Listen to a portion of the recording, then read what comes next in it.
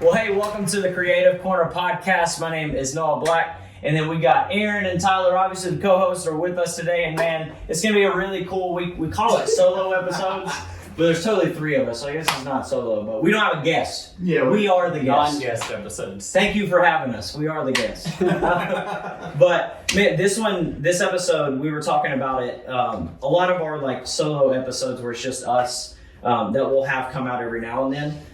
They're a ton of fun because we talk about stupid stuff, like talk about music and talk about all that kind of stuff. And we're grateful for those of you who check out those and stuff. But this one in particular, I felt like because of how much we talk about how we're growing in this particular topic, to be able to talk about the journey of kind of where our faith was, because there was definitely a time period in our lives where it was, rough, in a really rough spot. And whether or not you're a person of faith, if you're a Christian or if you celebrate a different type of religion, you practice a different religion, or if you're not a person of faith at all, you're just kind of like, maybe you had a bad experience with it, maybe you've just not had much experience with it. We still feel like this conversation could create some like really good thought-provoking type of things where you can think about it as well as have conversations with your friend groups and stuff like that. And but we just wanted to talk about,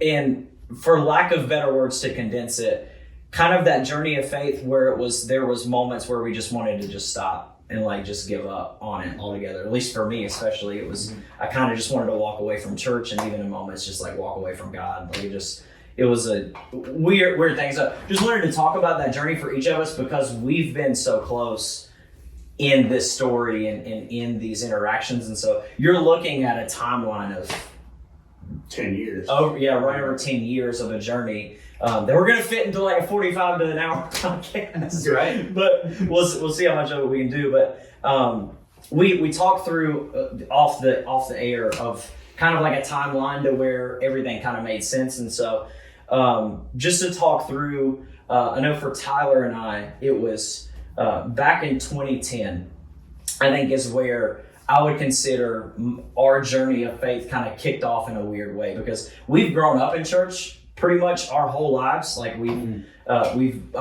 pretty much from what I remember, it was in pews. I remember falling asleep in church and like hitting my head on the back of the pew and waking everybody up in the church. I got a big head because of it. I think all this is just swelling. But I can remember sermons like I can't remember the church, but like where you'd fall asleep and you got a snoring problem. Oh and my like gosh. The preacher would be like holding back laughing so hard because like he'd be, and the Lord said in Matthew. It's bad. But I mean, we grew up in church practically our whole life. I'm not sure your background was a little similar, pretty much in that too. And so, but I know specifically for me in 2010 was our father. He had went to jail or he went to prison, and it left a weird impact on us. I know through whenever we were younger, our parents getting divorced, that played a big role in a lot of stuff. But then leading up to 2010, he went to prison, and that just like shook up a lot of stuff. Like I was angry as a kid. I remember I was bitter and just like confused because I didn't fully grasp the weight of the situation, you know? Yeah. And because at the time, I would have been what? 2010, I would have been 11. I was born in 98, so then you're the math baby. Well, Yeah, you'd be 12. 12, something like that. And so to process your dad going to prison and all that, it was just weird. And I remember in school wasn't crazy popular or anything like that. And I remember was just dealing with a lot of that kind of trauma that came with that. And then in 2011, we were invited by our church at the time to go to this youth camp. And I was like, bet, get out of the house for, a little while, and ended up going, and it changed my life forever. Went, and I remember the first night, the first session, it was just this camp where a bunch of students came together, thousands and thousands of students. And there was Pastor Louis Giglio, incredible, still one of my favorite pastors to listen to, and Chris Tomlin was leading worship, all this really cool stuff. And I remember Chris Tomlin leading worship to the song called Spirit Fall, and remembering I've never felt the presence of God like that ever in my life. Like, it's something you can't describe in words. It's not just a feeling, it's something that you just experience so deep to your core, and remember like it was as if God was like, hey, all of this crap has led up to this moment. And know that I love you, I'm with you, and all just incredible stuff. And then I was like, God, whatever it is, I give my life to you. Like whatever my life looks like, I don't want it to go on without you in it. And from that day, I mean, it was transformed and powerful. I mean, both of you guys were there. I mean, it's crazy experience that you just don't experience much. I mean, ever. And so, which is really cool. And I think that's where we had connected with you, a good friend of ours, DJ.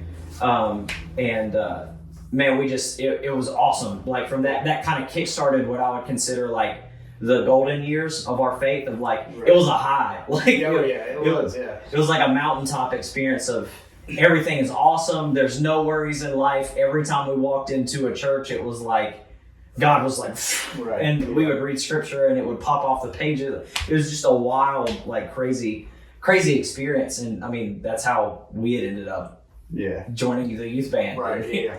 Kind of kickstarted a lot of our musical endeavors in that too. And so what I know, especially because you were kind of hesitant to get connected in that time period too. So like, kind of like you had said before, it's all my hesitancy kind of started like, listen, I'm trying. Words are hard. Like all my hesitancy was like, it started a little bit before, like you had said, whenever our dad went to prison. I feel like a lot of, I guess my confusion with all that stuff was like you said, our parents split up. We had grown up in church, but it was like, after they split up, it was like every other weekend we were either going to church or not. Yeah. And then it was going to this church and then going to a completely different church. Different denomination. Yeah, different practices. Back and forth, all this stuff. So it was like, there was a lot of confusion with what I'm going to call like the rules of Christianity, depending on the denomination. It was like so much confusion. And then, about the time that you guys, I guess you guys do what you're calling your golden years, that was about the time because of other situations that I was like, I just don't really want anything to do with church. Yeah.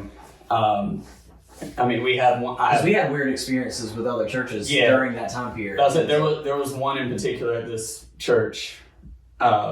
We ended up we had disagreements as far as not being our views of Christianity and then the churches. Yeah. And we had one situation where it was like, do you believe, we were in this children's church thing and they had all the kids, if you believe you can like lose your salvation, raise your hand. And then it was like everybody except for me and Noah had raised their hands, all this stuff. And they were like trying to hammer it into us, like to change your mind.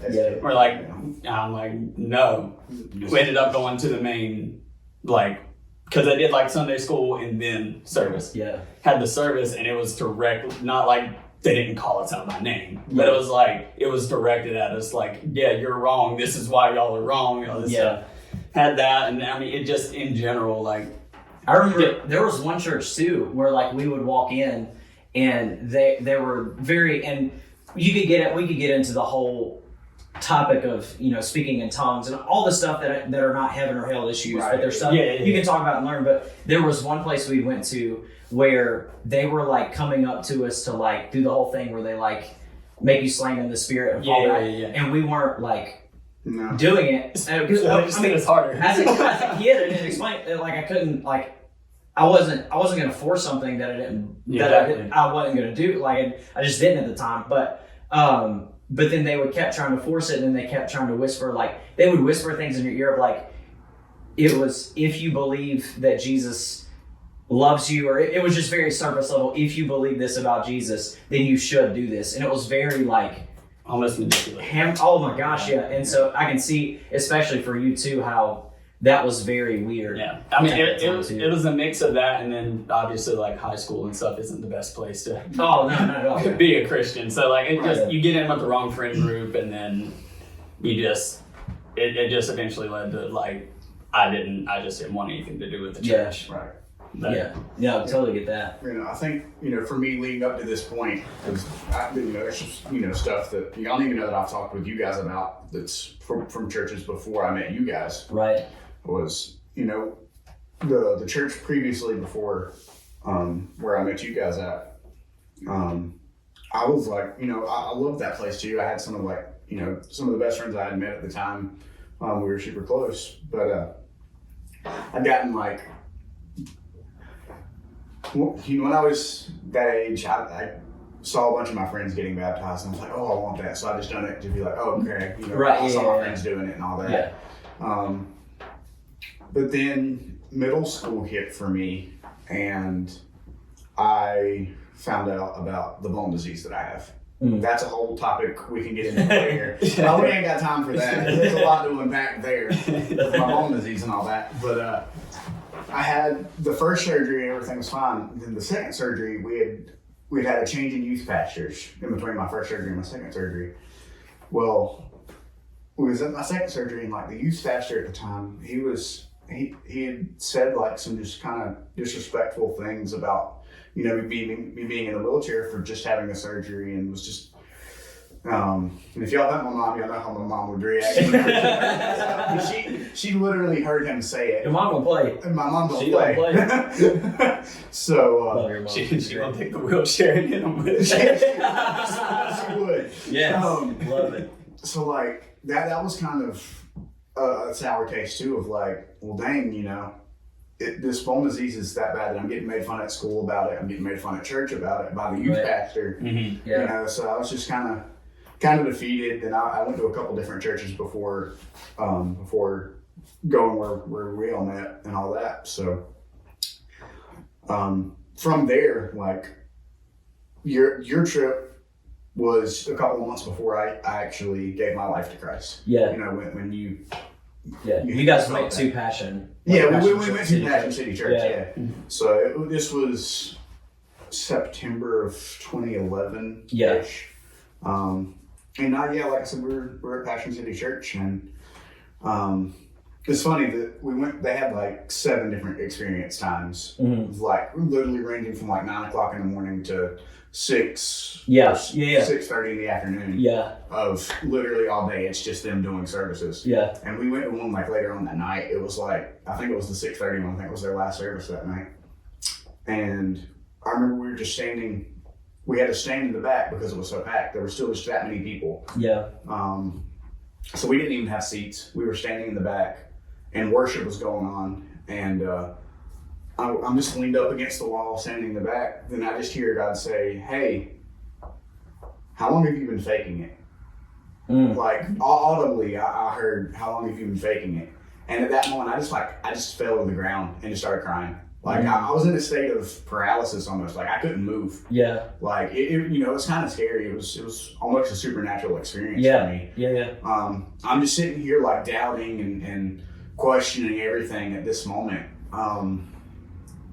Meanwhile, music's still playing, everybody's around. There's a couple other people that are kind of dealing with some stuff too. So everybody's just okay, he's fine. He's just, getting some stuff he needs to get off his chest or talk to God about. But yeah, I physically couldn't move. I was, I was crying that bad, and then immediately I had enough energy to jump up and run to the youth pastor at the time and be like, "Hey, here's what's going on." Yeah. And he had to carry me out into the hallway. Yeah. And that was the night for me that, where I got everything straightened and gave my life to Christ. Yeah. Yeah. So, and before that, just questioning all that, I had a lot of things I was trying to do to cope with the last church that was had hurt me. Mm-hmm. I was experimenting with some stuff in high school and all that. So it wasn't until this moment where I was like, all right, I'm getting my life together. Yeah. At least as much as I can be. Thought so, at least. Yeah, for sure. And I think that bringing all that together, it was one of the purest moments, I think, of our lives. Yeah. It's very genuine, and we're going to go into a little bit of kind of some negative experience, things that over time, you see the progression of how it was very weird, but in that, God had really worked. You see that in your life, and then I cannot explain in words, like there's no way I could ever explain well enough of how it wasn't just some feeling that I had of giving my life to Jesus. Like it was a powerful experience that I cannot comprehend mentally. And then we went through, that next year, half, whatever it was, something like that, of just, we're playing in a youth band, and it was, as much as we were probably bad, we thought we were the greatest thing ever back then. Like it was. Oh yeah, we thought we were like the junk. We thought we were. We were going to be leading worship for Chris Tomlin at the next camp. Right. Like, that's how good we thought. Ooh, wow. But they still ain't even that good. But it was the best word I can think of is pure. Like it was so authentic, and it was so just like we enjoyed. It didn't matter what it was that we were doing. It was just the fact of being together and celebrating what Jesus was doing. From youth lock-ins where we played dodgeball in the ocean. Oh my gosh, and knock off the signs off the walls. The youth pastor knocked it off the first time. There was a brand new, family life center. Yeah. Something like that, and they had all of the Sunday school names in little tabs of the top of every the door. And youth pastor just turns the corner and just just throws the ball, just knocks one off, and he's like, ooh. Yeah, I might be getting in trouble for this one. That's coming out of the youth budget. Yeah, but it was stuff like that. Even like that felt like a spiritual moment, and it was because you're together with such amazing people and built some of the best friendships and some of the most coolest things ever. And then we ended up, fast forward. You were friends with DJ, one of our close friends. You may hear us talk about as well as in other podcasts and stuff too. And you've been friends with him for a long time. He was connected. Kenny, another one of our friends, came connected. And then us five started a band together from eventually. And then, it was just it was such a cool experience of learning that, and then growing in our faith. And I think even shifting into where I think a lot of what I would call the decline of where stuff just kind of started to just slowly kind of go downhill, was, as I've thought about it, preparing for this, it's hard to think about a teenager, middle age range of a teenager, of them hearing all the time which I'm grateful. Everybody had good intentions of telling us that we were doing awesome and we were doing great, and that it was unusual that we were following Jesus at such a young age. But it became a very, very big it's swelling all of our heads up. Yeah. And it's like, there's no other teenager like me, Yeah, and then because of that, there became a power struggle within the youth group. Gosh, us, not just us too, but with some other people who were on the worship team at the time, I want to be in charge, or I want to be in charge. I want to be the one leading the Bible study. I'm going to be the first person to volunteer to pray every single time. Yeah, and so what started out as us, being, and at some point, I think our heart still was that a little bit, of us wanting to just do every, 100%, and it was a tug and pull for sure. But it was who could do it better. It became into who could do it better, or 100%. Especially, there were two key leaders in our youth group. There was a male and a female that were key leaders, and they moved off, went to college, did whatever, and so everybody's like, and then everybody's going to take for that position. Who's going to take their place? So that was not great. No. During all this time was still where I was. You were struggling. I was back and forth between whether I was even going to church or not. And I'd started, I think I only did 2 weeks of it, but I had started in the worship band before y'all two had. Yeah. And like y'all had said, the leaders at that time had left, so it was just this, in just the two practices, it was there was such a power struggle, or power trip going on. I was like, I want absolutely no part of this. So ended up leaving that and just didn't want anything to do with at least the youth group at that time.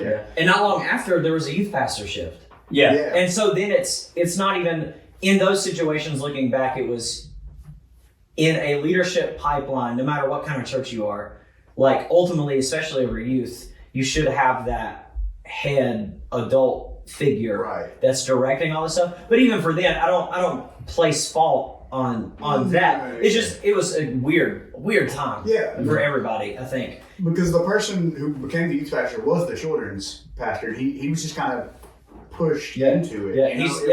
He did an incredible job. I think even before he even shifted into that power struggle was already starting. Even before. Oh, 100%. So, but it's funny, you brought up you were kind of, you weren't a part of any of this during that time. It was funny though, like whenever like me and Noah, like I'd come over to stay at the house or even Kenny and DJ. But like you would hate that we were over there. Oh yeah. Like you would just absolutely hate it. Yeah. Because I mean, like in all transparency, like everything that I hated about just about everybody else, at least in that particular youth group, like y'all were a part of that. Yeah. Oh, like, 100% at that time. Yeah. So like I didn't want anything to do with anybody. Yeah. Right. I mean, and to even kickstart that, what I would say the decline is, whenever I say that, it's not that it's a particular, the church was at a decline in anything.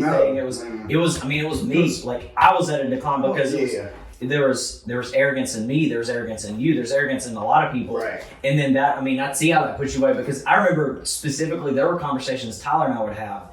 I would be so critical and judgmental to what you were doing that, for literally the stupidest stuff ever. And I'd be like, there's the same story that we're thinking of. I'll let you tell it. Oh no, like we're driving back because like this was at the time. He was disclaimer. This story embarrasses me, but it needs to be told. This was at a time where he was like at the church every single day. Yeah. Me, 14, 15, whatever, 13, I don't remember how old, didn't have a car. So like, I was the one that took him and brought him back to church. I was an idiot. I know. We come back one day and I'm just playing music in my car and then Slipknot comes on and he just like, he hits the power button. He's like, I'm not listening to this. I'm like, this ain't your car. Turn it back on. Hits again. I am not listening to this. I turn it back on. Yes, you are. Decks me in the face while I'm driving and says, I am not listening to this Satan music. Yeah. Oh my gosh. As funny as this story is, it reminds me of another one too. Of me and you in the back of, like, behind y'all's house one day. Oh my God! We take a bunch of CDs. Took all of the secular CDs. Some of which were his. Some of them were his. Yes. At first, whenever he brought this back up, I got a little bit mad again because I was like, yeah, y'all just took my CDs for no reason and broke them. But then I remembered most of them were AC/DC, so I don't care so much. But we just started chunking them out of wall just to shatter them because we're like, we don't need to listen to this music. Yeah.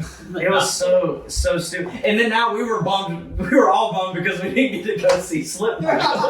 Come full circle. Let's go. But genuinely, like that story embarrasses the heck out of me because of how ridiculous that is. Yeah. Mm-hmm. Because of like, if you're a type of person in your faith journey where you genuinely feel like you're at a place where it's like, I shouldn't listen to anything that's non-Christian. I shouldn't listen to, if it's Slipknot, whatever. If it's even less extreme than Slipknot, if it's I shouldn't listen to John Mayer, I shouldn't listen to whatever. Like, if that's where your convictions lie in that, if you feel like it's going to pull your attention away from God, by all means do it. But punching your brother in the face while driving because of it, that is the stupidest thing on 60 miles an hour. Many levels. It literally is one of the most embarrassing things ever. But it shows kind of like where our mindset was. And it was just so weird. And over time, eventually, that got to where it created tension with you and I, but then also just you and a couple people on our team or on our youth group. So,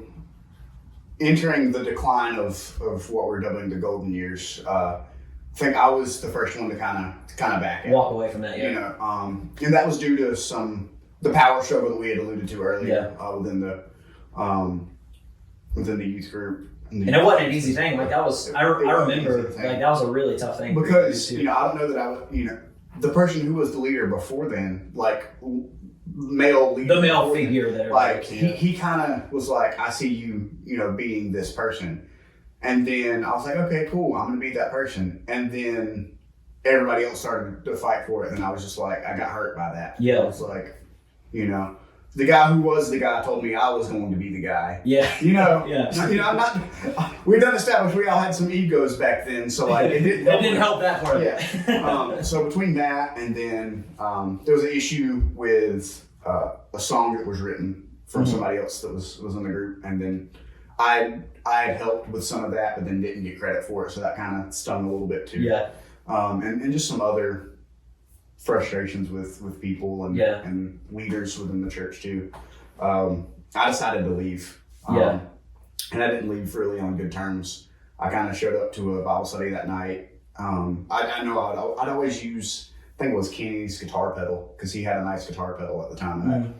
But I just showed up with like the stuff that we had kind of borrowed from one another. And I was just like, hey, this is my last day, I'm going. Yeah. Like that's just kind of how it happened. I remember it. I remember it really clear. And you know, some of my frustrations was with you guys too. You, Kenny and DJ. And there'll be another podcast later where we'll get into a little bit of this maybe. It'll either be before or after this one. Of like us all liking the same girl at the same time. Yeah. Like literally 4 best friends liking the same girl. Yeah, that's gonna end well. It was weird. There's absolutely no situation where that's gonna end well. I promise you. Yeah. But there were some other frustrations I had with you guys that like I didn't even talk to you guys about at the time. I just kind of kept to myself. I was like, screw it. I don't like I'm leaving. I may feel better about it. Right. Yeah. You know, chances are we're come to find out I didn't feel better about any. But yeah, you know, I left and I still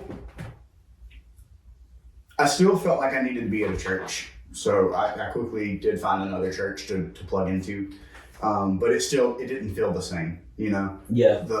Wasn't the same like connection. Wasn't the same connection. Obviously knew people I hadn't met before, but also like I went from a youth group that was always being told they were, you know, the best thing about our church is our youth group. Yeah. You know, our youth group's on fire. And, you know, you could see that and you could still feel that there was a genuine connection between all of us. To somewhere where like it didn't seem like anybody at this youth group liked anybody, like other than like the couple of little cliques they had. Yeah. You know, so this was after summer of 2012, like October or so of 2012, and I was just not in a good place. Yeah. I wasn't fully doubting church and doubting God at that time. Yeah. But there was leaving you guys planted some seeds that left a lot of trust issues with me, because I lost a lot of trust from you guys specifically. Yeah. Because of some of the frustrations and issues that we had at the time. Mm-hmm. So it was hard for me to go into a new youth group and find people I could trust. Yeah. And luckily I did find one person, but it was still tough. Yeah. 'Cause I didn't talk to you guys for 2 years after that, or not constantly. Like we had like off and on, little conversation. But like, I think this is petty. Like I deleted some of you guys off Facebook because I was that mad at you guys. Mm-hmm. Like I deleted Tyler as kids. I deleted him off Facebook at least 18 times. Yeah. Like the only person that I kept contact with, because I had known him for 7 years before the fact, was DJ. Yeah. Me and DJ's been great friends for 17 years now. I love that sound. Yeah. 16, 17. I'm just going to boost the volume on that sound. It's disgusting that I've known him for that long. But yeah, so like it's kind of where I was at. Yeah. Leaving, and I left years before any of you guys did. Oh yeah. Mm-hmm. Oh yeah. It was quite a while, because it would have been 2012 is when I left. Yeah, like towards the back end of 2012. Yeah. Would have been, and then, so it would have been like 4 years and after then before I left. Right. So it was a while. And I think during that time period, you saw a lot of that tension. And so that was like, from an outsider perspective, like that whole process of that shift was weird, I'm sure. But then also like a year or 2 years later, like we started a band together. And so then that was interesting too, because in that time period, we started a band together, and me and you still had tension. It wasn't just me and you. It was all of us. It was everybody. Except for maybe me and DJ. Yeah. And then you DJ and Kenny collectively were fine. Oh, me yeah. and DJ were fine. Yeah. But I think me and Kenny weren't. Yeah, there was button heads, and so it was we were friends, but like it was as if we were stiff arming. We were affiliates. Yeah, like, we knew each other and Co-workers. We were coworkers. Yeah. And so I mean, it was like doing the stuff with the band was fun, and there was a lot of like really, really great stuff with it. But there was very much tons of unresolved issues that we had through that I think towards the end of it, and what we'll get to here in a second, is we were able to have a couple different situations happen where we were able to resolve it. But we'll get to this. I remember that time period you had left, and then like I'm just kind of going with the flow. Like it was as if I was one of the poster children of our youth group. Hey, this guy is spotless. He is squeaky clean. The guy that I just said I was told I was going to be, that ended up. But I mean, it was just this weird thing of I wasn't the sports guys I wasn't one of the sports guys of the group. Yeah. And all that kind of stuff, and it was a weird thing because it was as if I found a sense of belonging in being at the church. You were talking about me being at the church every day. It was like I loved doing stuff at the church, and that was very pure. Like that wasn't a pride thing. It was like God's done this work in my life, and I want to do everything I can to elevate stuff and do whatever I can. I was teaching Sunday school classes.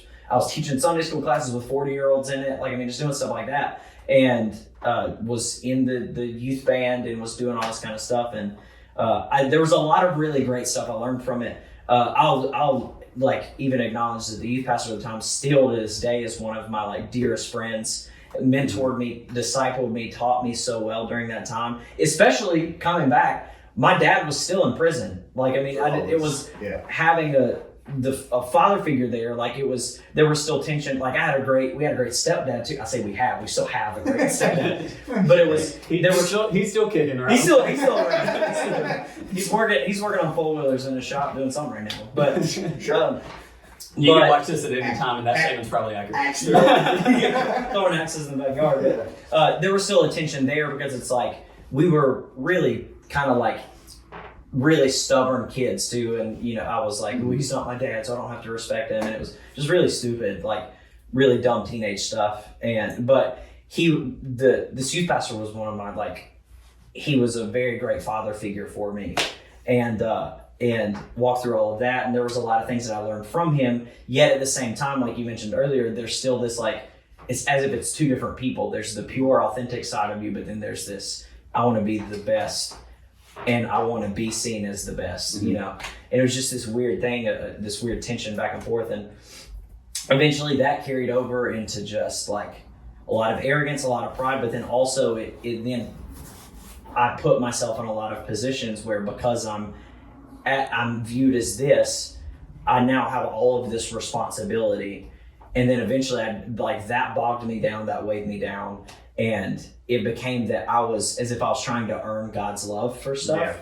Yeah. And it eventually that over time really messed with my head in a lot of negative ways. And then even fast forward, I'd gotten into a relationship and it was fine. Like there was nothing wrong with it at the beginning. It was very pure. It was very right. And then a switch flipped, and then it just became very toxic. And I won't mention in detail, for respect of the other person. I won't mention all the stuff that happened, but it became very, very toxic. And I began to question a lot of things about my faith because of that, because of the situations that surrounded it. And it wasn't that the other person did all this stuff wrong and it affected me negatively. I did some really stupid stuff. Yeah. I did some really dumb stuff too. And so then I was just kind of questioning a lot of things. And then I think that's what sparked a lot of my questioning of different things with faith in general, but then within structures of how churches worked and all this kind of stuff. And then I ended up I would research things in scripture that I'd been told for years and years and years. And I'm like, that doesn't add up. And it was just a lot of that. had conversations with different people, and just stuff was just weird. Yeah. But then I was like, but I don't want to disappoint anybody because I'm this poster child. Like everybody's looking to me for this. Yeah. So before we get there, to you exiting there. Yeah. Because I know, obviously I know that's where this is. The timelines, yeah. Right before your relationship, I think is when the band just started. Oh, yeah, you're right. So, Yeah. Whenever the band starts, it was kind of a weird phase for me because at this point I still hadn't really, we weren't on good terms yet still whenever the band started. Yeah. And I'm just kind of sitting in my house and I just see you've been invited to be an admin of Embrace the Forever. What? So I remember I give you a call. I was like, hey man, what's this about? He's like, oh yeah, we're gonna start a band. Okay. All right. So it's fun. So in the back of my head, I'm just like, why? Yeah. Like, what? Why? Yeah. Or are we trying to start a band? All this stuff. But at the same time, this is when Tyler, me and Tyler and Kenny have been started playing video games a lot together. Yeah. And this y'all started actually building a relationship. Yeah, this is where me and Tyler started building a relationship. Because like I said previously, Tyler didn't like us. No, I did not. Before, Tyler was kind of cool with Kenny because you were in the same. You were. Yeah, we kind of grew up together. Like I knew of him. Yeah. So, but like we started playing this game called Destiny together. Mm-hmm. So that kind of started, us pouring what we've got into Tyler a little bit more. Yeah. Just from conversations on Xbox and building that relationship that you wouldn't think 6, 7 years ago that Tyler hated me. I mean, well, depending on what day you catch us on, you still might. But still during this time, we started this band and me and you had maybe started to reconcile things, but there was still... It was very slow. It was very baby steps. Yeah, and it wasn't until years later, I would even say 2016, 17, before we actually... Oh, honestly, definitely after I had joined. Before me and you had actually, sat down and got everything... Oh, 100%. Oh, yeah. So just before then, that way people can get a sense of where we're at. Yeah. Your whole situation with your relationship, we're watching this from the outside too, all of the stuff happening here. Yeah. And because of the trust issues, I think there was a lot of hesitancy talking to some of us about it too. Yeah. You can confirm that or not. But, not only was my trust with you guys broken, I feel like your trust with even me was broken. And maybe some of the other guys based on some stuff too. Yeah. But it definitely was. Yeah. So there's still a lot of stuff through your relationship that I feel like you didn't feel comfortable talking to us about because you weren't sure. Yeah. You didn't want to seem vulnerable. I don't want to. I can't speak for you. No, you're spot on. You're spot on. There was a lot of struggles that I had, and in that it was. It got to a point. I remember this specifically during that time it got to a point where I felt like I was doing so many stupid things. Because keep in mind, I got saved in 2011. Before then, I literally never did anything. Everybody sins. But for lack of better terminology, I never did anything bad. Right. Until it was after I got saved. And so I'm questioning, am I really a Christian? Am I really a follower of Jesus? Because the dumbest decisions I've made have been while I've been a Christian. Right. And I'm hearing all these stories of I did all this dumb stuff and then I gave my life to Jesus and everything was different. It's what am I doing wrong? In reality, at the time, if I could go back to my younger self, it's not that you're not saved, it's that you've got to there's this weird tug and pull that you're dealing with. Right. And there was too many times I was giving the devil an opportunity to speak into stuff. And so it was just weird. And so there was even a point where I was I questioned my faith so much that I was running down to the altar and I'm I'm not saved. And there was this whole moment where I was I've got to give my life to Jesus. And it was just because I felt like I was doing so many things wrong that there's no way that I'm a Christian. And that was just a weird, weird experience. I think, it played into, a lot of your salvation. Yeah.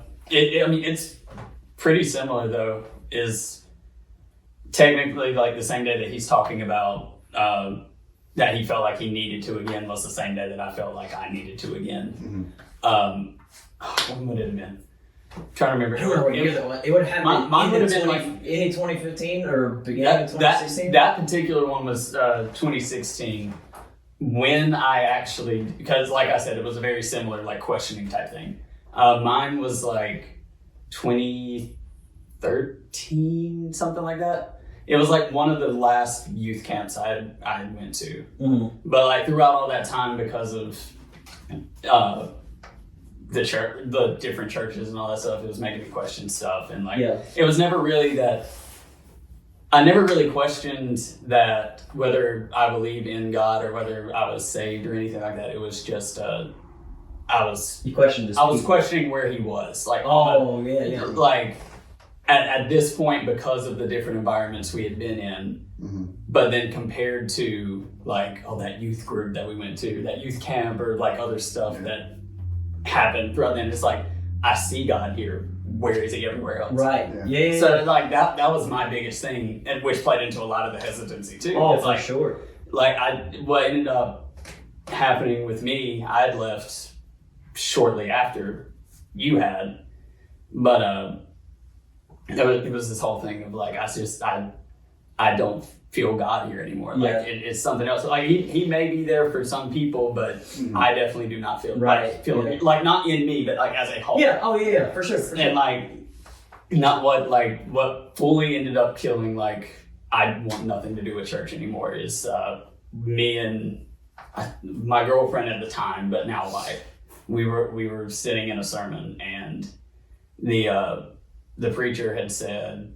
We were starting to talk about like people with anxiety and depression, which diagnosed, my wife has both of those. Yeah. I've never been diagnosed. I've never been to a doctor for this stuff. All I'll say is I've struggled with it before. I'm not going to say I haven't. Yeah. I feel like all three of us are in that. Yeah. More of that here in a little bit. Yeah, same. But like at the time, he had said that, or he started hitting on it and was like, people, if you know somebody that has anxiety or depression, you need to stay away from them. Like, you need to seclude yourself from them because they're going to do nothing but bring you down spiritually. I was like, we stood up and walked out immediately. I'm like, if this is how church is, I want nothing to do with it. Yeah. Oh, for sure. And so like from then on out, it was like this couple year thing of, I've always been into music, but I almost treated like legitimately almost treated like going to concerts as my religion. Because what I realized was like, whenever I left the church, it wasn't that I left God too. I still wanted to search for God. I just couldn't find it. I couldn't find it in the church, at any of the churches I'd been to. Yeah. But I go to these concerts where it's like Christian bands or stuff like that. Whether they call themselves that or not, there's like a Christian influence over Yeah. I saw more of God at those concerts than I did in any church building at the time. Yeah. I remember going to concerts like Silent Planet, literally going to meet Garrett and just to say hey and love your set. And he's like, oh, thanks, man. Let me pray over you. Yeah. Like, I've never experienced that in my life of just somebody genuinely caring about people. Yeah. And it was so funny. The first time we had seen Silent Planet, it was me, you, and DJ. We were going to see For Today. And it was funny. I wasn't going to go, but you couldn't go. Mm-hmm. So you backed out, and Tyler's like, yo, you want to go with me and DJ to this concert? I'm like, sure. And this was like the first real concert I've been to. I'm not counting like winter jams. And I went to like a Kiss concert when I was 7. You mean seeing Skillet 5 times at winter jams? Yeah. I'm not counting some of my guys' concerts, but like this was my first like real concert. Yeah. And, you know, I'd like For Today. Anyways. Recipes. But I remember we were sitting out there and we saw this dude with long hair, no shirt, no shoes on, just kind of walk out there, and we're like, coming out of here like smoke some pot or something right now. We thought it was just some homeless. Yeah, we thought it was some. Yeah. Garrett, if for whatever reason you watch this, love you. Cancel. But we then went into the show and Silent Planet comes on and he comes out and he's the front man for it, and we're just like, oh, yeah, this might be interesting. Like genuinely though, like that was a moment of like a kick in the teeth to me. Yeah, it's like I just had this flashback of like how I had been judged before, and like I just did that to him, and now there's a realization. This same dude is praying over me right now. Like something changed in that room. Whenever for me, something changed in that room. I felt the same way going to see them a couple months later. Whenever they came on, something changed in that room. Because like the first two bands were good. One of them was a local band. They may have both been local bands. I don't remember. I can't remember. But the Silent Planet was the third out of 5 bands that were playing. But yeah, I just remember during their set, like the atmosphere changed or something in the like the aura of the room, whatever. Yeah, it shifted whenever they came on stage, and I think it shifted back after they came off. Yeah. So like at that moment, I was hooked. Of like. You know, I may not know anything about these. This may be the first time I'm listening to these guys' music, but like, there's something with these guys that I like. Yeah, and that's what I attached to with concerts and stuff. Was like that's just where I saw God. So I was going to like 3, sometimes 4 or more concerts a week. Yeah, just to, and I mean, not all of them are like Christian stuff. So like some of them was just bands, but like that's just, I would do that because that's just where I found my religion. And like that carried on for years until y'all had invited me to be in the band. And so, go ahead. I was about to say, before we get there too, this is before you joined the band. 2016 is when you leave where you're at. I think shortly after that, maybe a month or two after that, the church that I went to after I left you guys, like, I started dealing with some stuff there too. So the one person I said that I found that I could trust, me and her ended up dating for a little while. It didn't work out, but we were still good friends. But there was still a bunch of stuff there that kind of hurt. You know, me and her are on good terms now with everything. We've talked through everything, but there was some hurt there. And then there was a couple of distinct things at that church too that kind of threw me off. There was a picture that was shown around the youth group of a male part, and just so happened that the person's parents, one of the people's parents who were shown to, have a lot of money, and they got the FBI involved. So like, I was one of the people who saw the picture. I had to talk to the FBI. That's a big deal. Like, it may seem like nothing to some people, even if I'm just saying, hey, I saw the picture. This is who I thought it was from. This is who showed me the picture. Stuff like that. But that's still like, an FBI came into my house to talk to me over, something that like a lot of teenagers nowadays, that's unfortunately commonplace for a lot of, people in high school right now. But, that was kind of like, wow, what's going on here? And then I had some, frustrations with the worship director of that church. This time I'd already graduated, and I was, serving on the worship team. Well, what had happened to kind of set me off, not me off, but everything kind of, for me leaving this church was we were playing for a church one Sunday. And the worship director at the church I was going to was mad because I wasn't going to be there that Sunday. And it just so happened that the practice, I had to miss the rehearsal for that week too, because the same day we were rehearsing for that as well. So it was like, I don't think he handled it in the greatest situation. I definitely didn't handle it in the greatest situation either. But it was like I told you ahead of time I wasn't going to be here, and you're making this big of a deal about it, And so between the picture situation not being handled great by even the church itself too, and then this, I kind of lost a lot of faith and a lot of trust. That like, okay, well, if the people who say they love God aren't going to handle these situations the right way, people who are on staff at this church aren't handling these situations the right way, like, what's the point? So I think shortly after you had left where you were, I left where I was. And we were still doing, and also I think I had my 3rd leg surgery this year as well. So I was not in a good spot mentally. If anybody's ever had a major surgery like that where you can't walk or can't use a body part, like that takes a toll on you anyways. But mixed with all of this stuff, like I was at a point where I not only wanted to give up on God, I wanted to give up on life. To be fully transparent here. I didn't have anyone I could trust at the time because like I said, at this point our relationship still wasn't It wasn't 100%. I still didn't, trust talking to you guys about some stuff because I wasn't sure how much I could trust, y'all to keep it to yourself or just based off previous experiences and stuff. So at this point, I'm bad. I'm bad off. I'm ready to die. Yeah. At the age of 19, 20. Yeah. Well, was it that long? 21, something like that. Yeah. So this is where I think all of our stuff kind of comes back together. Yeah, it's similar. I was about to say that ending to go into.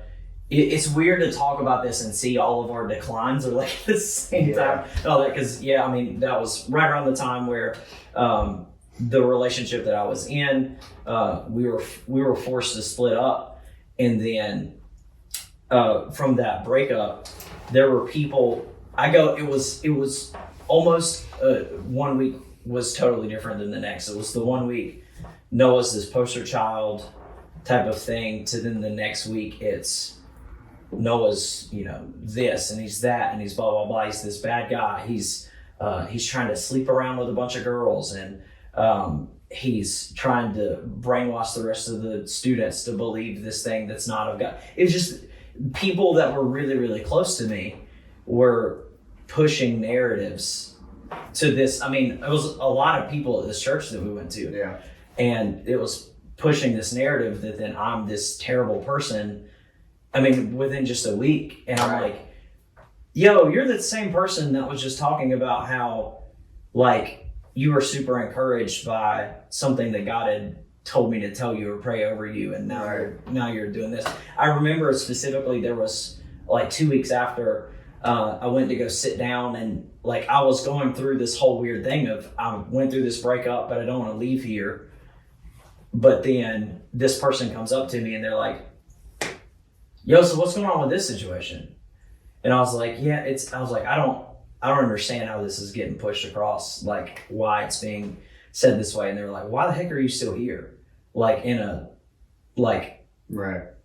Oh, you're not coming to me asking me. Yeah. You're telling me that you don't like seeing me here because and it was all just I had done stupid stuff in this relationship, but it was in this relationship. It wasn't I was going around doing all this stupid stuff. It was this whole thing. And so then that immediately I was like, I'm done.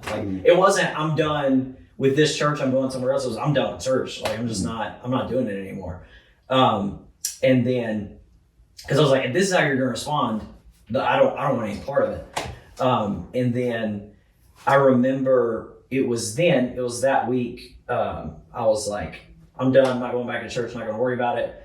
A friend of ours, Hayden, had messaged me. He was like, hey, I'm getting baptized at my church this week. Would love for you to come and see it. And I'm like, okay, I'll go to support him. It was a church that we had played at, our band had led worship at, now that we go to. But I went there to just go support him. I had no desire to go to church there or anything like that. It was just, I'm done. I'm done.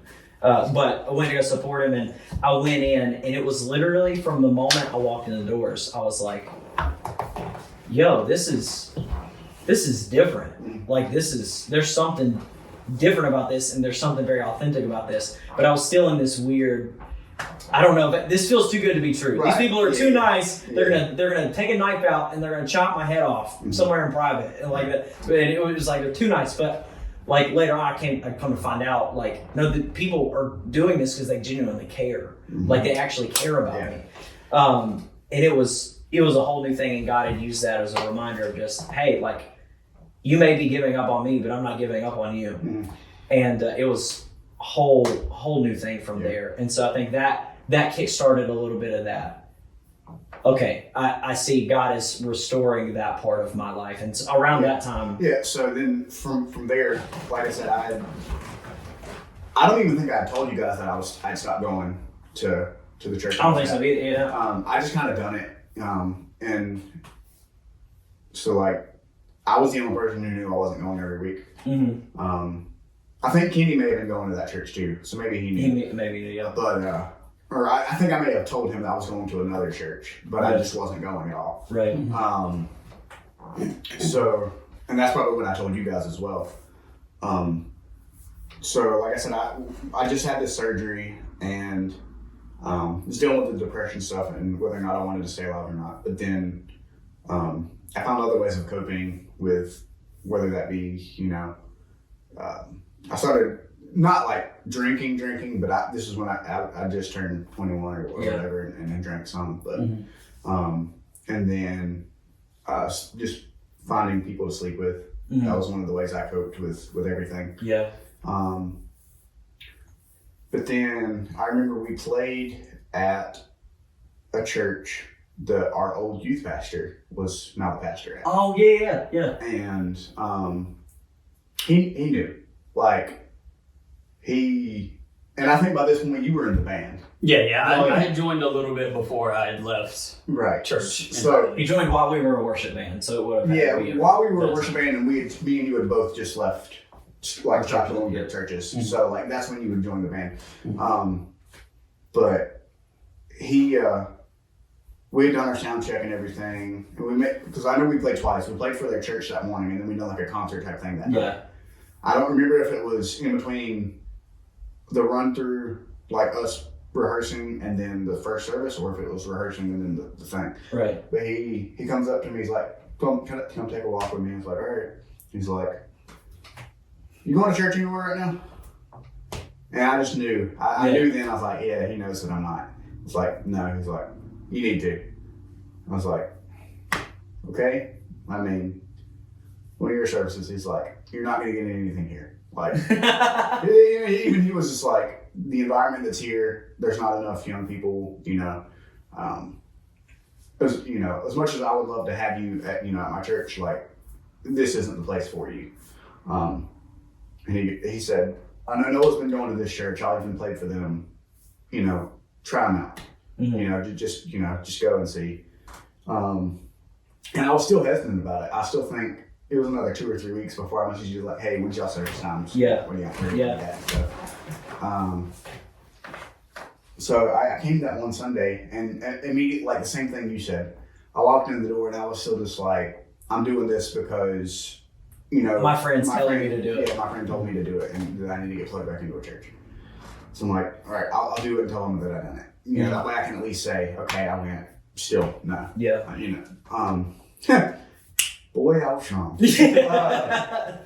So I walk in the door and just like you said, there's just this outpouring of love that I experienced that I have not experienced anywhere before. Yeah. Like my previous, the church I just left to, they were mad that I had a tattoo, that I got a tattoo. They was even like, you have to start wearing long sleeves on stage. No. You see how hot these lights are? Right. Bro, I'm telling you. Playing drums on them hot. Oh, God. So like, I was like, okay, well, they're going to say something about my tattoo or my long hair or whatever. Yeah. But I was like, whatever. But no, I walked in the door and immediately, like, I got a hug. And I know exactly who it was, but then she came up and gave me a hug. She was like, hey, I'm glad to see you. You don't even know my name. You don't even know my name yet. What do you mean you love me? What if they just told you your first, middle, and last name right there?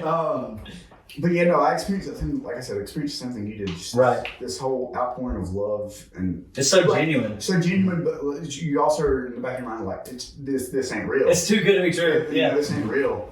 And it was definitely like a church that really spoke to me. Like the environment was, it was a little bit younger of a crowd anyways. And obviously the worship music was more modern than some of the other churches I've been to.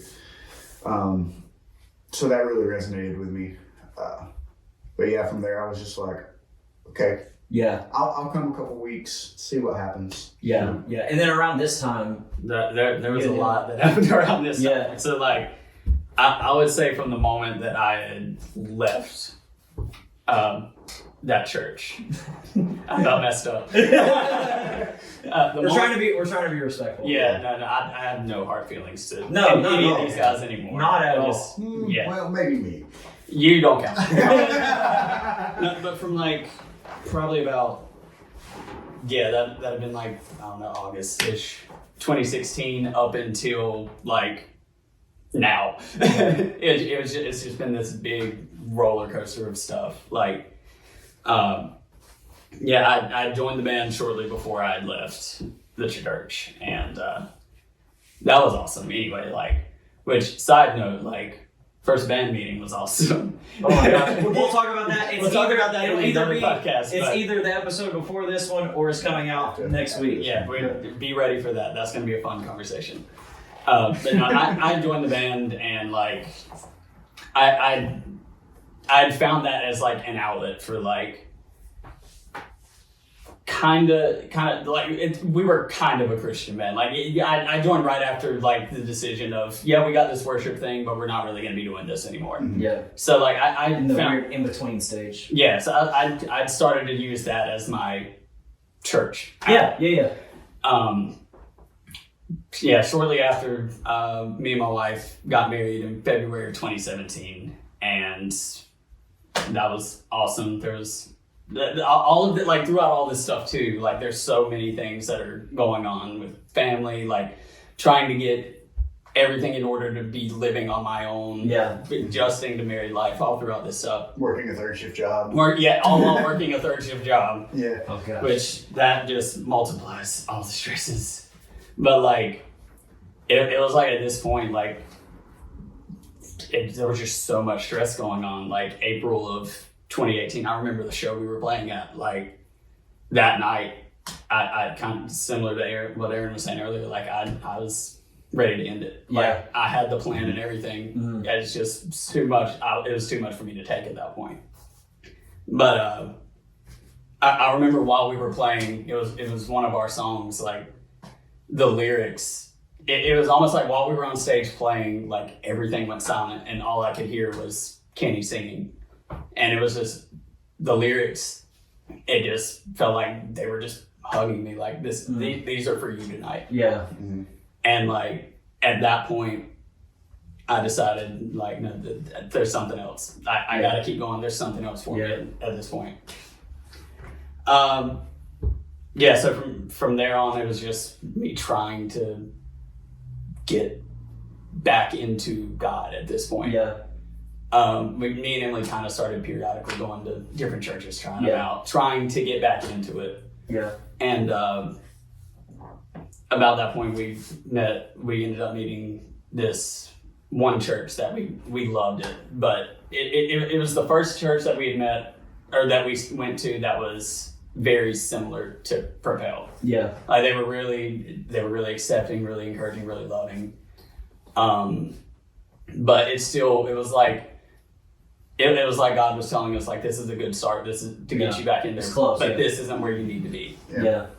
So around that time, we found out Emily was pregnant and we were about to have Addie, all that stuff.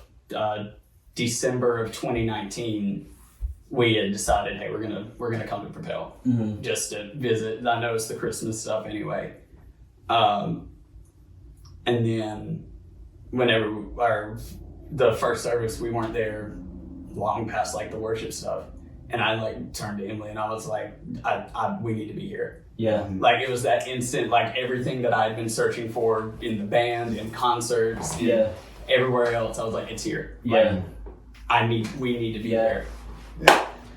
Then COVID happened. Oh my gosh. Which, I mean, at that point, it wasn't but a couple weeks after that we had officially decided, like, yes, we're going to join. Yeah. Like, even though it was through COVID and everything was shut down, like, we were still plugged in online. Like, we wanted to be there. Yeah. But, and just from then on out, we ain't looked back. Yeah. Yeah. Because... if you want to hit yours first. Mine was going to be backtracking a little bit because I think me and you skipped over some stuff between me and you.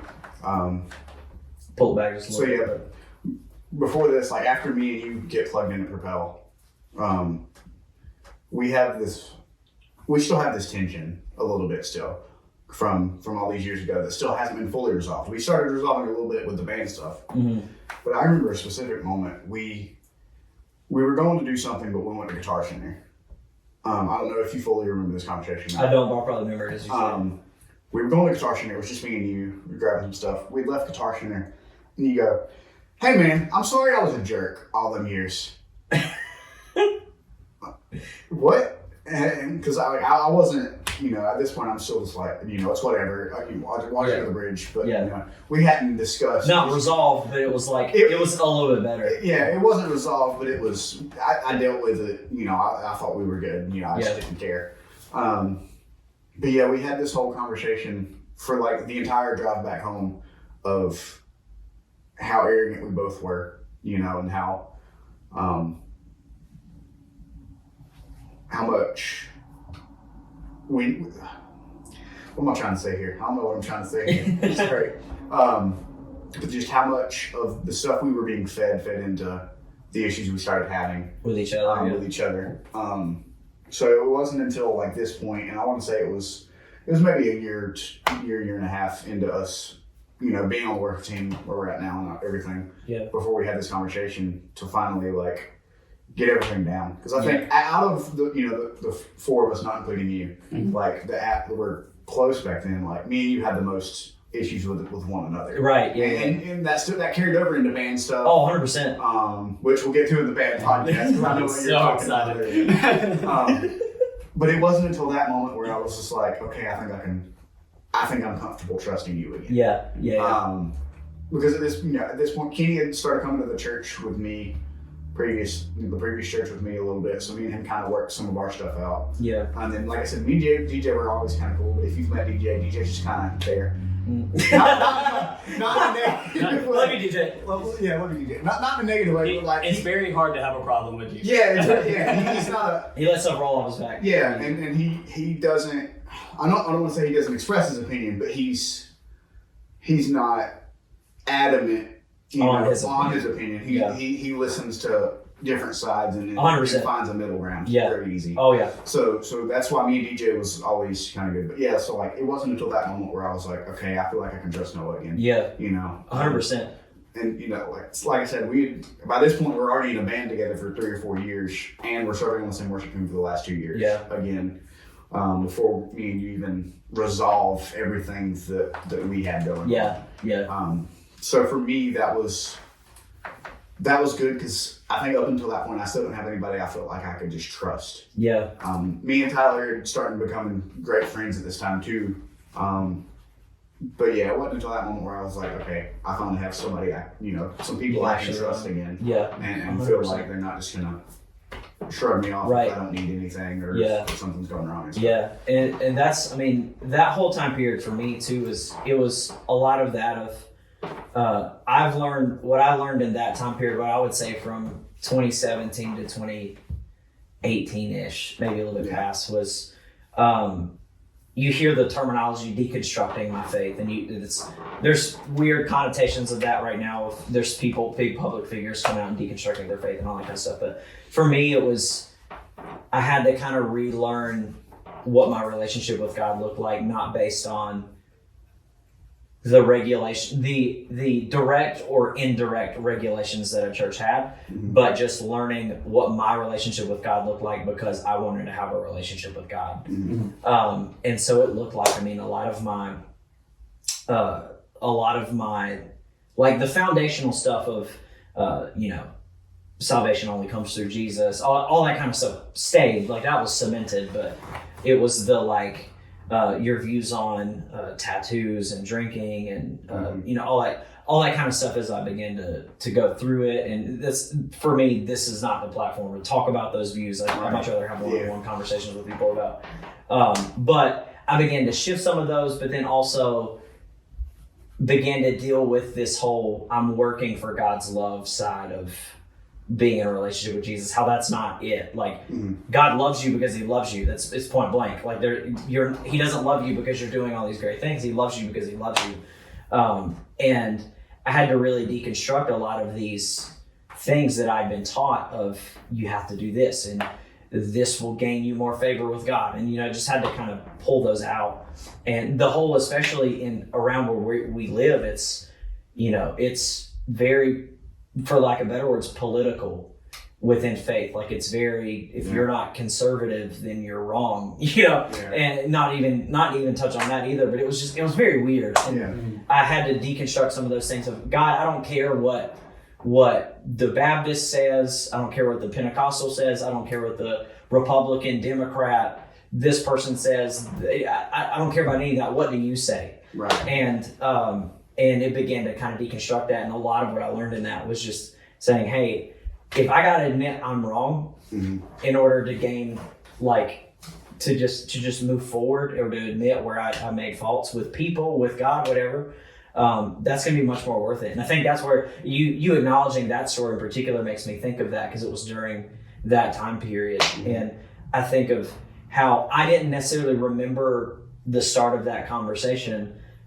I do remember of that starting off as something small ended up making a big difference in your life and my life. And I think that's so crucial and so mind-blowing to just think about, of something that can start off as such a small thing, create such a big impact on somebody's life. Didn't mean to preach at anybody, but if you got an issue with somebody, just freaking tell them about it, because you'll end up better on the other side of it. And then that plays into, from that point on, of deconstructing a lot of that and just addressing every doubt that I had about God or God's people.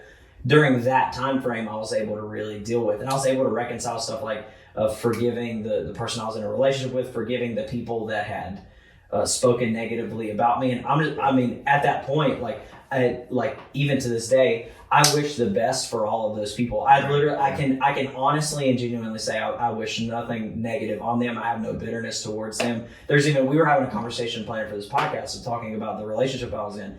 I would honestly love to know, that the person that I was with at the time is doing great. And that is a win for me, because there's still that little bit of care that you have for that person. It's not the same by any means, but it's genuinely that whole deconstruction helped me to flip my perspective on the people that I felt like were my enemies. Yeah.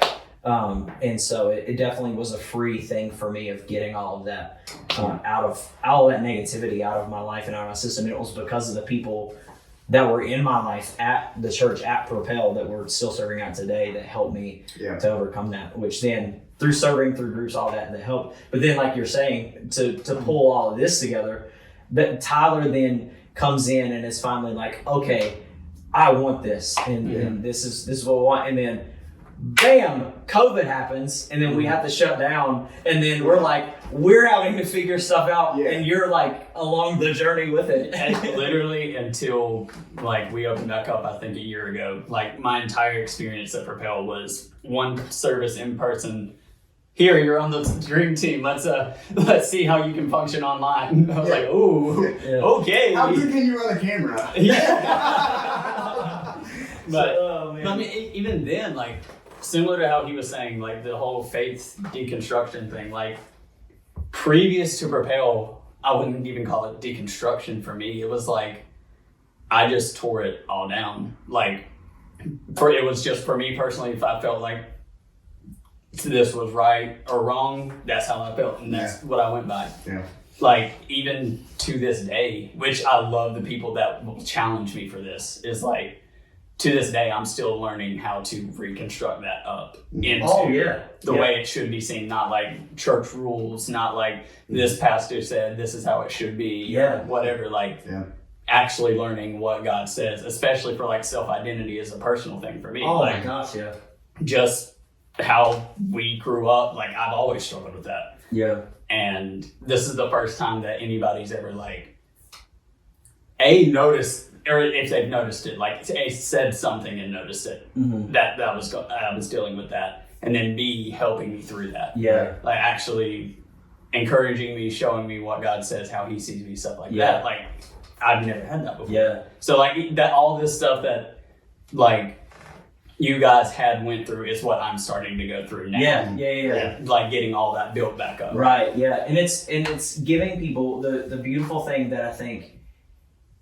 And it's not just when we promote our churches because we believe in it, and it's in my opinion, this is the best church ever. I love it, but it's not just our church that's like this. There's tons of churches out there that they give you the grace. I'm going to quote Lecrae on this, but they give you the grace and the space to learn. They're not going in with the expectation of, if you're going to be on our team, if you're going to be serving or doing anything connecting, you need to have this whole list of things figured out. And it's not that way. Obviously, there's standards and stuff like that as you grow in leadership, but it's hey, I recognize that you're coming in and you may be hurt by church. You may have a bad experience with church. You may not have ever been to church. And you may not know what a relationship with God looks like. And we want to open up the opportunity for you to learn about what that looks like, not just on a Sunday, but in everyday life. And it was that helped me they gave me, like, a lot of the people that I still hold dear to my heart that are close friends with me right now, gave me the ability to release frustrations and gave me the ability to say, this that I experienced here pissed me off. And I don't see how God could react this way. And I would just like kind of vent and kind of just let stuff out. And then it would be like, I hear you, man. I hear you. So one, you need to go have a conversation with this person because they hurt you. Two, you need to realize that if this was the response, they may not have meant it this way or whatever, but whether or not, know that that's not God's heart for you. And they would talk me through and direct me through, hey, here's how to process this, and know that I don't think less of you because you have this negative impact on your life and you're just trying to express it. And I think that's what helped me. And God really moved through that period to help prepare me as a child of Him. It helped prepare me in the future for being able to be a husband and all of that, man. And it was just, I would definitely say now I feel the most confident in my faith. Is it this high mountaintop like we talked about the golden years? Is it this high mountaintop of nothing's wrong in the world and Jesus is good about? Absolutely not.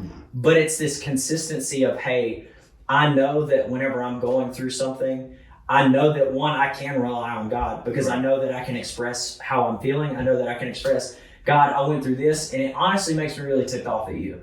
And then I'm able to recognize that God loves me in that moment more than ever. And then, just being able to walk into that, it helped prepare me for a lot of that stuff. And I would say definitely, I wouldn't say that I'm nowhere near perfect in my walk with Jesus now, but I'm definitely the healthiest that I've been in my relationship with Jesus now from it. Yeah. And it's kind of amazing to see throughout all of this how, at one point, none of us could really stand each other, at certain points. Yeah. But now, like, I couldn't do life without you guys. 100%. Like, Tyler gets most of it because I literally see him every day. I have worked with Aaron at all of my jobs for the past 5 years. So, like, I've literally the past 5 or 6 years, like, me and Tyler have literally, this is a joke. I've probably seen him more than his wife has in the past 5 or 6 years. See, you say that as a joke. Yeah, right. But yeah, and how much we rely on each other. Yeah. It's great to see, like, if we need something, we're always the first people to jump in. 100%. Yeah. And it's at a great spot in our relationship where I don't mind asking for help. Right. Sometimes as a guy, it can be really like a pride thing of like, I don't need no help, I can figure it out. Right. I'm at a point now where because of that process, and I think because we went through such just junk and we've been able to come up out on top of it, hey, I know that I can rely on you because me asking for help is not an inconvenience to you. Right. And also you're like, hey, I want to help not just because it'll help whatever the task or process is, but it's because I know it'll help you as a person. And just whereas one time we didn't want to tell each other anything. We didn't ask for anything. No, not at all. So it's huge. But yeah, I've loved this, and man, it's a process that we're still learning together. And I think that to wrap all of this up, what I would love to encourage you, if you've stuck around throughout this whole podcast, first I want to hit the person that you may not have anything to do with church or with God or with anything like that, and you may be listening to this, it sparked an interest in you of like, man, it would be weird for me to go to a church, but I feel like I should try it out. I would encourage you, man, like, do it. If it's, I'll say our church, Propel Church, like, you can do that. But if you need help identifying, if you live in a totally different state than North Carolina or whatever, you need help finding that, reach out to us and shoot us a message on Instagram, all that stuff. I would love to personally help you connect somewhere to at least try it. Like, that's what I would encourage you to do, is just try it. But then also, if you're somebody who's like, you just have a lot of just bitterness in your life of just, this person hurt me and this person affected me, and it could have been from years ago, and it's still affecting you to this day.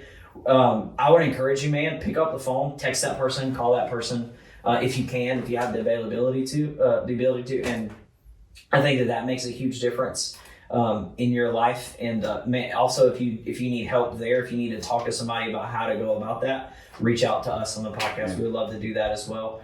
But then also, if you're someone that is really struggling with your faith because of past experience, because of current experience, and you're just in a really weird spot, first know that you're not by yourself in that. Yeah. That you got 3 people who we're in a really weird spot with it and have gotten to places in our lives where it's just like, I don't know about God. I don't know about God's people. It's just weird to me.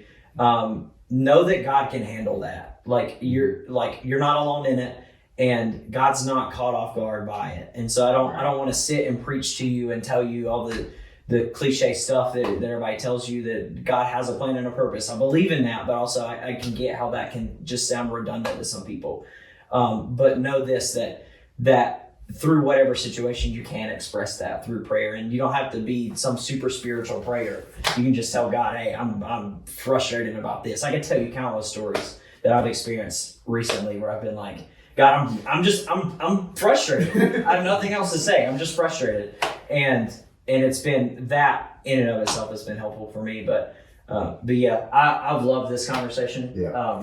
And I'm appreciative to see where we're at, and I'm grateful to be able to talk about it on a public platform. Yeah. Kind of being on the other side of what was a really weird stage, and we're still learning stuff. Yeah, but for sure. But it's definitely on a more positive thing, and so grateful to be able to talk about it, man. And so grateful for you guys. I do love you guys, contrary to years ago. Right. Yeah. but very grateful for that. And so thank you guys for tuning. And if you guys have anything else to add in there.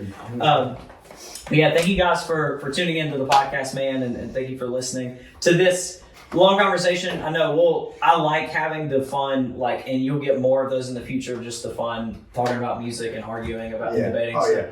But we got one coming at the end of the year. Oh yeah. We'll have a big one at the end of the year talking about albums. But in stuff like this too, if you want to know more about us personally, of different things we went through, there's tons of stuff we could talk about, of just life experience, of actual practical experience with music or design or whatever. We'd love to talk about that as well. Let us know, shoot us a message what you want to hear about. Talk about our crooked noses one time. Big facts. I'll tell you about what a rhinoplasty surgery is like. That's what I'll do right there. But yeah, thank you guys for listening. I'm done being long-winded. If you want to connect with us, be sure to subscribe if you're watching through YouTube, listening through our podcast, all that good stuff. As well as if you want to go to our Instagram, go to Creative Corner Company. If you want to I mentioned to reach out to us. If you want to send us a direct message through there, I promise you we'll reach out to you there. But yeah, thank you guys for listening. We're going to see you next week. It's going to be a bomb podcast. Be sure to share it. Let people know, hey, tune in with us to the next podcast. All the good stuff. Aaron's going to point at the camera. I was going to look at him with a judgmental stare. We'll see you next week.